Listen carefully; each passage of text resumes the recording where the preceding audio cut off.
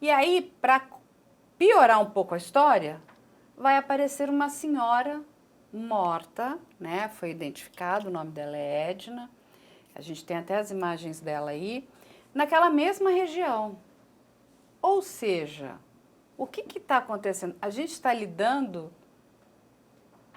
com um caso que pode ter ligação com o outro? Não se sabe ainda, não é isso, Alessandra? Ainda não temos essa comprovação, né? Mas o que foi dito é que a Edna, ela trabalhou como cuidadora e faxineira para a mãe de Michael.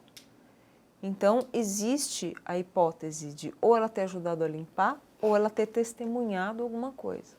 Olha só. Né? É uma hipótese ainda, né? Que não está comprovada, mas é uma das linhas de investigação, que é bastante plausível, inclusive. Porque aí começa a aparecer muitas pessoas aí mortas ligadas a um determinado núcleo. Sim. Mas, de novo, que precisa ser investigado, correto? Sim, sim. Quem Essa matou, é como uma matou. hipótese, né, que é plausível, inclusive, mas que ainda precisamos de provas para que ela seja corroborada ou refutada. Nossa, a gente... E aí, se a gente pode só associar uma outra coisa, Lógico. eu gosto muito de analisar os colegas falando, isso é absolutamente natural, porque eu faço, eu gosto de analisar também, as informações são dadas, coisa e tal. E aí, quando o rapaz é preso, vem duas informações, uma, não sei se reproduzindo o que a empresa coloca lá, falando que ele falou que não ia pagar por isso sozinho, que ele tinha informações para dar, e a outra, vindo também dada pela imprensa, como se o advogado dele tivesse dito ali, falou, eu tenho diversos elementos para provar que ele não é o autor do fato. Veja, você não anuncia isso antes, você já apresenta isso antes. Porque quando você só anuncia isso antes e depois você não cumpre, você perde toda um aparato de trabalho que você tem ali, porque o advogado não é obrigado a chegar lá e falar, olha, ele é inocente. O advogado pode chegar lá e falar, olha, a prova não está bem feita. O que o Estado precisa é provar com aquele grau de certeza. Quem tem a maior responsabilidade é o Ministério Público. Tem que provar que foi uma conduta, que ela estava prevista na lei, que ela era ilícita e que a pessoa era culpável. O advogado pode ficar uma dessas quatro coisas e dizer que isso aqui não tem. Eu não tenho, aqui nesse caso, a culpabilidade, eu não tenho a tipicidade. Então, quer dizer, quando ele chega e antecipa para falar, eu tenho que presumir que o colega está se utilizando ali daqueles elementos de quando você fala, daqueles pilares de quando você fala com a imprensa. O primeiro dele é a estratégia.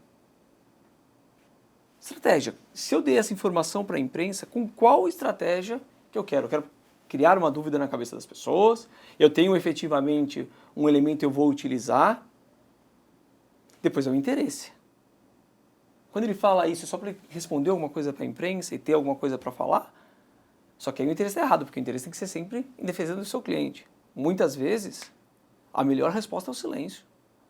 Você não precisa falar sobre tudo, nem responder sobre tudo, nem ter uma resposta para dar, se nem a polícia ainda tem a resposta. Como que o advogado vai ter resposta antes? Isso não tem o porquê. Então a gente tem que estar sempre observando ali esses posicionamentos. Isso que eu falo para as pessoas. O caso está midiático, observa os atores. Observa quem está trabalhando no caso. Qual é a postura daquele delegado falando? Depois você olha a postura dos peritos trabalhando. Depois você muda e vai ver os advogados que estão no caso. Se já tem o Ministério Público, o que o promotor está dizendo? Observa esses elementos, porque isso é muito rico para a gente, né? Em linguagem, a gente poder compreender os casos de uma forma a mais do que a imprensa está passando para a gente. Olha ali, o que aquela pessoa está te trazendo. Quando o delegado fala, está te dando confiança naquilo que ele está falando? Essa informação dada pelo advogado, ela é satisfatória? E assim a gente consegue aprender um pouco mais do caso. Muito bem. E aí a gente tem algumas perguntas aqui. Uma delas é a seguinte, que é do Wellington. Não vão quebrar o sigilo telefônico da Vitória? Deve ter muitas respostas lá. A gente acredita que sim, com certeza, né? Aí ele pergunta também, já a ligação da idosa encontrada, né, morta no mesmo local que a Vitória, aí acabou aqui a Alessandra explicando, existe esse indício de que, né, ela trabalhava para a família do Michael, correto? Sim. E esse é um indício importante, né? Por mais que seja uma cidade pequena, Sim. tem menos de 100 mil habitantes, etc., é uma ligação muito próxima, ainda mais Sim. pelo indicativo de que ela morreu em data próxima, ou no mesmo Sim, dia. e isso é uma em que informação que veio pela imprensa, então a gente não sabe se veio pela família dela, se veio pela família deles, mas dificilmente seria algo inventado. Né? Então é uma informação bastante crível. E aí tem uma outra pergunta aqui. Onde ela foi morta? Já se sabe? Ainda não, gente. Não temos essa informação. Principal hipótese é que tenha sido na casa periciada, né? Do Michael Mas ali. ainda mas não temos nenhum temos laudo certeza. que confirme isso. Temos que aguardar. Sim. E com certeza a perícia está fazendo um excelente trabalho. Aí aqui para o Luciano. Esse rapaz, o Michael, que está preso, tem chances dele ser inocentado? Chance sempre tem. Ele ainda está só em prisão temporária, ele ali está numa situação, ainda dentro de uma situação de investigado. Não me parece que ele já foi indiciado pelo crime, não teve essa divulgação, que é quando o delegado forma o entendimento dele de que aquela pessoa é autora do fato, ele vai lá e indicia. Essa é uma prerrogativa do delegado. E também não foi denunciado pelo Ministério Público. A gente ainda está numa fase muito anterior. Tem muitos elementos que surgiram que vinculam o nome dele. Agora, a qual crime? Ao homicídio, ao estupro, à tortura, à ocultação. Ao sequestro? A gente ainda não sabe bem qual é o envolvimento desta pessoa. Chance sempre há, e para quem tem essa preocupação, acho muito válida, porque são inúmeros os casos em que as pessoas acabam sendo investigadas, indiciadas, denunciadas e depois absolvidas, porque conseguem comprovar aquelas suas alegações iniciais. Mas nesse caso, a gente tem um grande problema aqui. A primeira informação que ele deu já não bateu com o seu álibi. E isso é uma coisa que é dificílimo depois para a defesa trabalhar. Por que mentiu? Por que mentiu?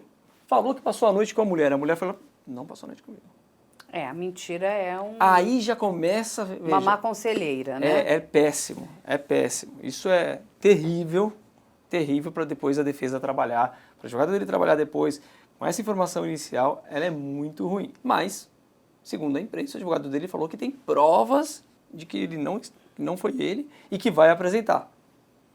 E já está preso faz alguns dias. Pelo visto não apresentou, né?